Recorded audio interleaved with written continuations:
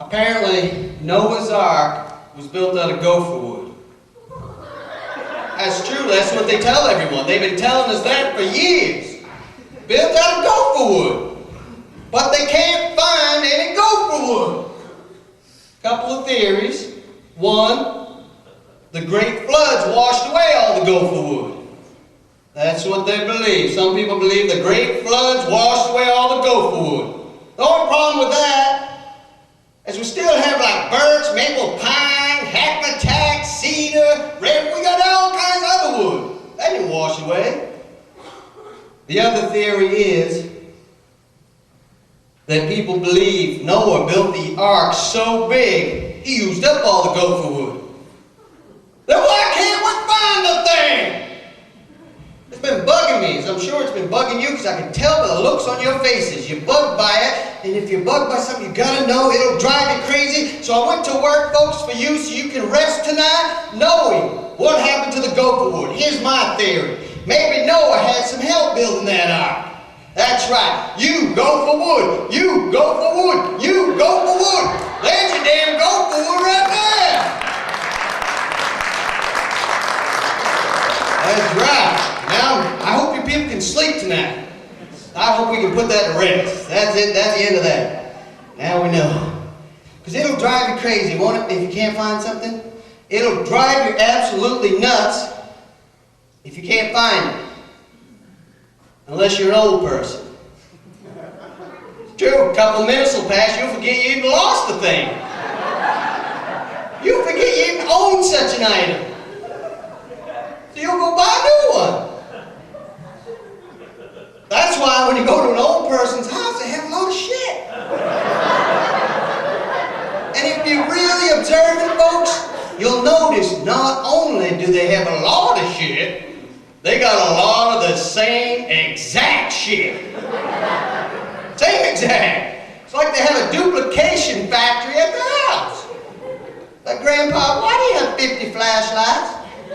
Oh, I didn't know I had 50 flashlights. Oh, I guess I do. A couple minutes will pass. Have you seen my flashlight? Wait a couple minutes, Granny, we'll help you find it. Granny's already gone to the store. Not us though, huh? Not us, no. We lose something, people my age lose something, drives us absolutely nuts until we find it. Right, you ever find yourself pouring through the trash looking for a Walmart receipt because you want to know whether they overcharged you or not? You spend an hour looking through that. Where the hell is that receipt? Where the dang that receipt? You'll be late for work.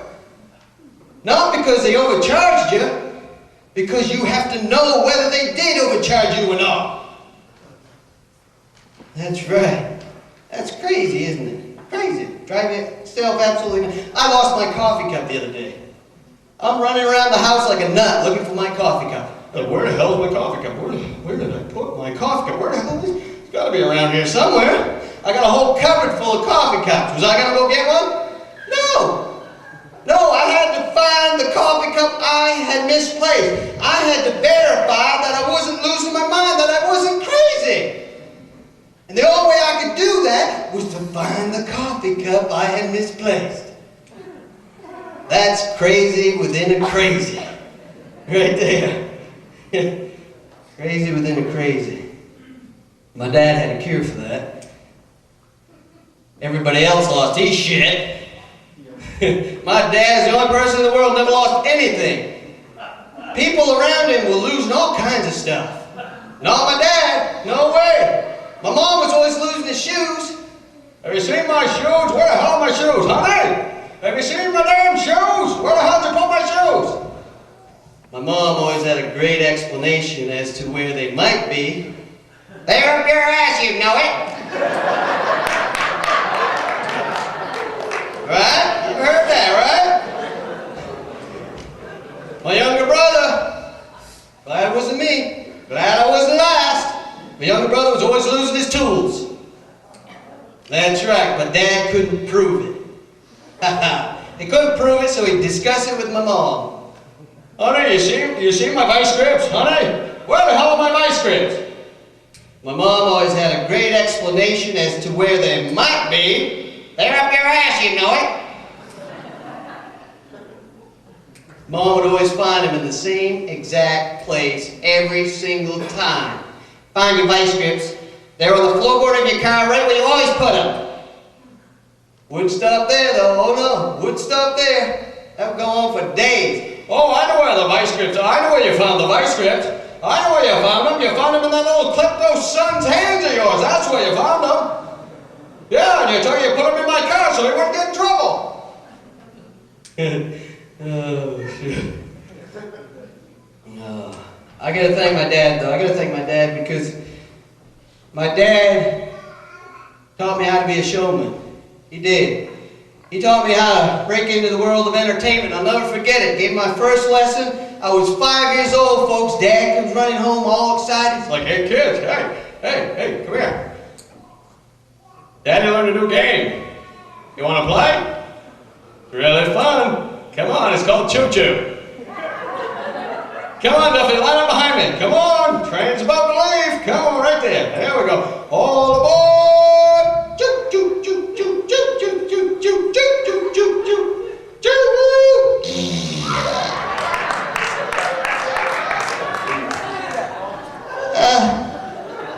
Dad, what was that? Well, that was a train whistle, son. Thought you liked the train whistle. I do, but how come your train whistle stinks? What? I don't smell anything. Come on, don't worry about that. Let's play again. No, I don't want to play choo-choo. Oh, come on. All right, how about if we do this, Duffy? How about if we do this? How about if we play silent choo-choo? No train whistle. You promise? I promise. Scouts on it. Come on. All aboard! Choo, choo, choo, choo, choo, choo, choo, choo. Whoosh. Oh, gross, Dad, that was worse. Unfortunately, folks, that's a true story. You can't wait. Let's go now. Come on. I got one brewing. Come on. Shoot. There's only a short amount of time when the kids are this big, you know, you can play that. So you gotta catch them right at the right age, right at the right age. We'll never forget that. It was fun. We had 6 of us to entertain. That's a lot of work. Full-time job. So he worked 80 hours, come home and play choo-choo with us. That's dedication. I would give my dad a round of applause for that, huh? Thank you, Dad. I love that game. Choo-choo. Yeah, when I was 18, though, folks, my dad got into an accident. But it wasn't as bad as we first thought. He was only in a wheelchair for about a month. You think that's funny, sir? You're a sick, twisted mother, aren't you? Dementation. Lady, you know this guy? Not now, do you? That's sick. Yeah, unfortunately, he was only in there for about a month. But the doctor said if it wasn't for me and my persistence, my dad would have been in that wheelchair for at least 6 months to a year. Oh yeah, I go in every day, folks, and I help him out with physical therapy. I go in, I hook a rope around my waist, I hook it on the wheelchair. Come on, Dad, let's play choo-choo.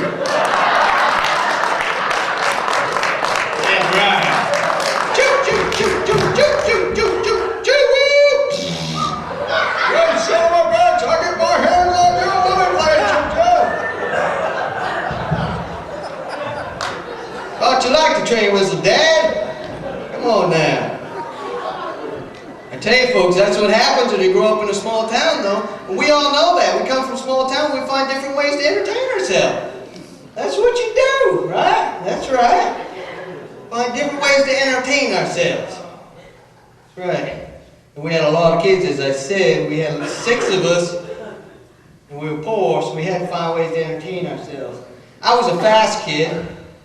My mom used to call me Streak, because I got so many wedgies. All right, I told you, and it's embarrassing. But sometimes my brothers were nice to me. Instead of a wedgie, they'd give me a HEDGIE. That's when the elastic rips from the back of your underwear, and they stretch it up over your head. Oh, Mama, help, Mama. Mama, help me get out, Mama. I got a HEDGIE. Mama, come on, HEDGIE. Get out of here, you mangy mutt. That's a HEDGIE. That's scary. When I understood, I don't blame my brothers, because they were being creative. And that's what you do when you grow up in a small town. You find ways to entertain yourself, folks. HEDGIE. And sometimes that involved the participation of a younger sibling, whether they wanted to be involved or not. That's where I fell in. Sometimes I still wake up, cold sweats, folks. Sweat dripping off my head. I think I'm still asleep. I'm squirming in the bed. No, no, no, no. My older brother's on top of me. He got me pinned down. No, no, no. He's got a foot-long lung hanging from his mouth just about to hit my nose. No, no. I still have nightmares about lung falls. That's what I call it, lung falls. Just your heart's going like 360 miles an hour. You're like, you can't get out. He's looking at you like, I like this. This is a good game. He wanted a new game. He didn't want to play CHOO no more. Now we're playing Lunga Falls. As my mama knows, Lunga Falls, one of the scariest moments in the life of a younger sibling. You ever see that dance? People do this dance. You think, that's pretty cool. That's pretty cool. I could dance like some bitch too. I could. Ask my family. I could dance. I could, oh yeah, baby. I could dance. I had to. Street could dance. Yeah. You ever see that dance and think, I wish I could do that. That's pretty cool. Don't. That's the Lunga Falls dance, and you have no idea what the hell that person went through to learn that. They went through hell. Lunga Falls hell. No, no, no.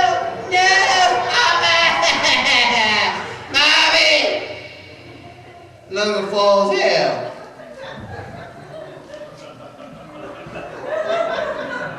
Yeah, that's right. I'm just teaching your kids a couple of games here, then we'll move on. Mom, will you play Lunga Falls with me? Call that comedian guy up. Give him hell. Lunga Falls. I don't want to play Lunga Falls anymore.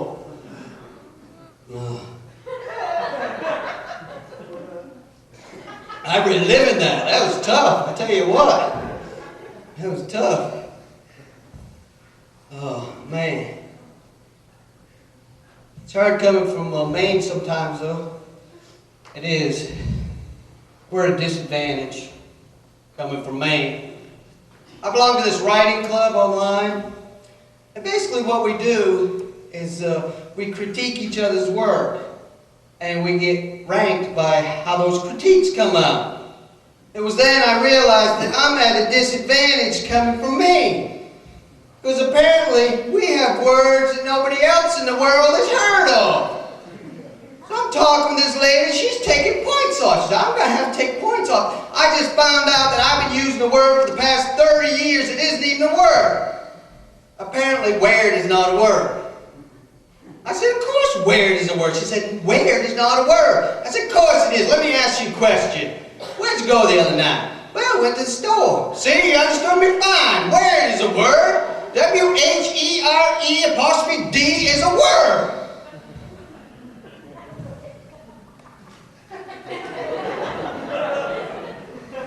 Just to prove it, I looked it up in the dictionary. You believe it? Weird is not in the dictionary. W-H-E-R-E'(D) is not in the dictionary.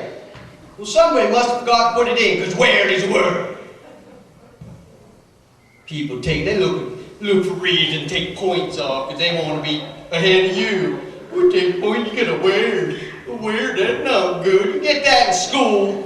Just can't spell something, they take points off. That's not right, because they understood what you said. Right, there should be a little variable there, a little grading scale there. All right, I understood it, so all right, we'll let that one slide. Let that slide. I mean, it is tough, though. I didn't realize it until I left for a couple of years, folks, how tough it must be for some of the people, some of the summer people. Some are people, some are not. Any summer people here? I should ask. I'm sorry. I should have asked that before. Any summer people here? Woo, yeah. Well, none of you came back up check on your 10,000 square foot summer cottage? That's where I'm living. Beats the hell out of a house payment. And they're nice too. Sometimes they fill the cupboards up with food. You don't even never have to use your food stamps. Leave the lights on, the heat. It's crazy out right on the ocean.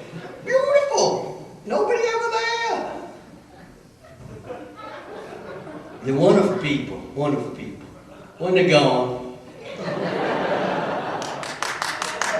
That's right. Go ahead. Cheer that. When they're gone. No, I love summer people. Summer people, I do feel empathy though, because it's tough. I didn't realize until I left for a couple years how tough it must be. When I come back, I see an old friend of mine. He's like, "Hey Bob, how you doing?" "Oh, hey, hi there, buddy. George, you what the hell you up to? George, you want to come over sometime? We'll tie one on. I tell you, get right stuck with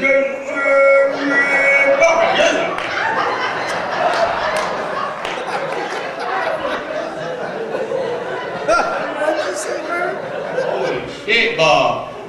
I think I ate stupid turd for breakfast. I can't understand a damn word you just said. When you back up, I missed everything. Go on, Bob. All right, I think I got this one. But don't you mean what is going on today, Bob? What the hell do what is for today? Time expressive. You're always time, Christ. What the hell do that for?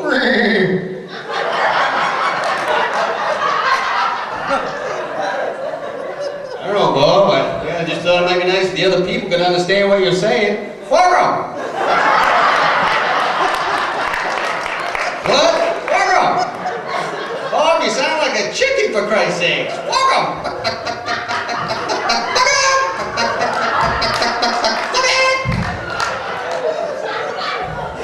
Like a damn chicken. I really felt bad for the summer people. Like, what the hell are they saying, honey? I've never heard that before, and we've been all over the world. Damn, he must be on that. He must be like a secret agent or something. Wait. That's when I realized that's what a chicken's saying. You ever observe a chicken? You ever sit down and just watch a chicken and try to think, what's going on in his little mind? That chicken's pissed off. He is, he's pissed off. You would be too. God did that to you, gave these two little wings. You can't fly with a damn thing. Chicken going.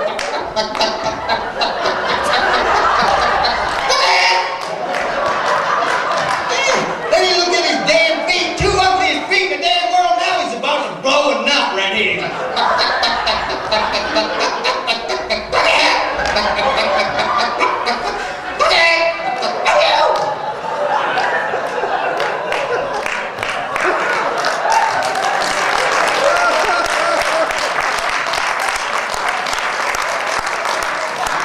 Chicken, some angry mofo, I tell you right now.